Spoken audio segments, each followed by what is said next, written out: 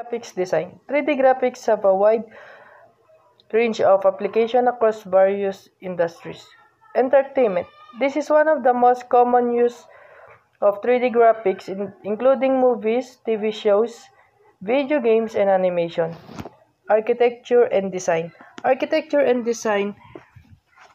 Designers use 3D for graphics, visualizing buildings, interiors, and landscape before they are constructed. Simulation.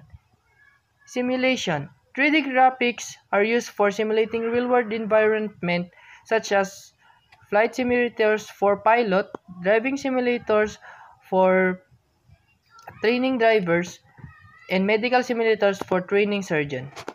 Number 4. Productive design and manufacturing. 3D graphics are employed in productive design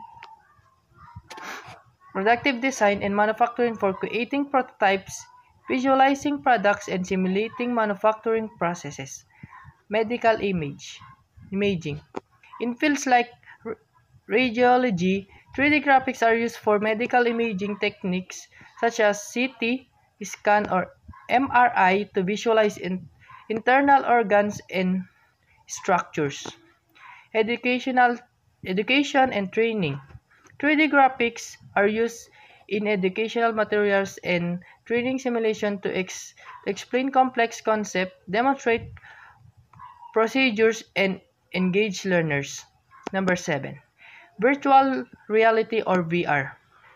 VR and AR technologies rely heavily on 3D graphics to create immersive virtual environments and overlay digital information onto a real world. Number 8. Advertising and marketing. 3D graphics are used in advertising and marketing campaigns to create catching visual and animation for products and services. Scientific visualization. Scientists and researchers use 3D graphics to visualize complex data sets such as molecular structures, weather patterns, and astronomical phenomena. Role of mathematics in graphics. Mathematics plays fundamental role in graphics, providing the underlying principles and tools necessary for creating and manipulating visual representation.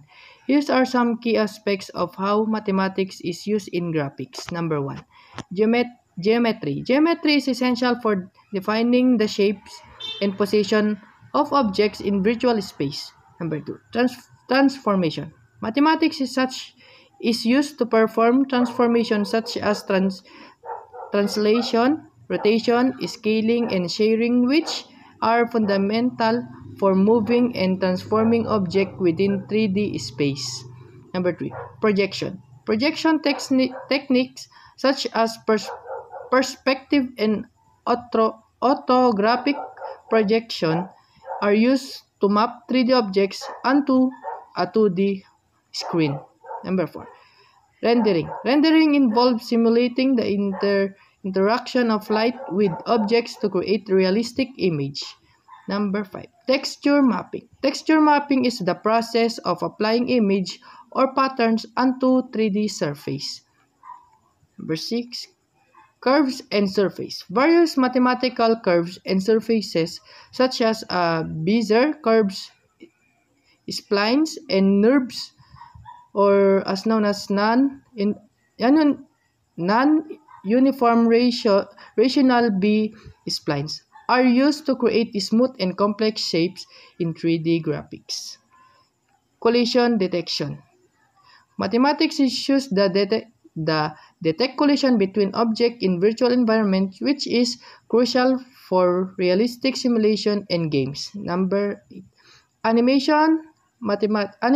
Mathematics is used to create and control animation, including keyframe, interpolation, skeletal animation, and procedural animation. Overall, mathematics provide theoretical foundation and practical tools for modeling, rendering, and interacting with virtual environment in computer graphics.